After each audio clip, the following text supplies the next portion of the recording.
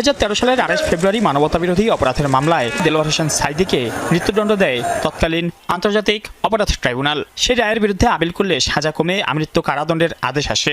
তারপর থেকে সাঈদী বন্দী ছিলেন কারাগারে। বন্দী অবস্থায় 2023 সালের আগস্টে মারা যান তিনি।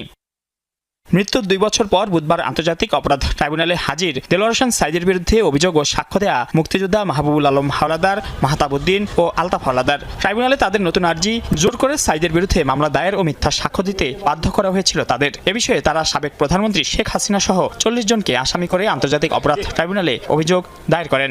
সবাই মিলে এমনভাবে হুমকি শুরু করছে, তখন আমি বুঝছি যে আমি এখান থেকে রেহাই পাবো না, বা আমার ক্ষতি হবে, আমাকে মেরে ফেলবে, আমার পরিবারবর্গ মেরে ফেলবে। থানা উল্লা হুমকি দিয়া, অস্ত্র ধরাইয়া, পিস্তল ধরিয়া এই সমস্ত করে। পরে তাদের আইনজীবী বলেন, রাজনৈতিক উদ্দেশ্যে দেলোয়ার হোসেন সাঈদীকে ফাঁসাতে মিথ্যা সাক্ষ্য তৈরি করে আওয়ামী লীগ সরকার। বলেন,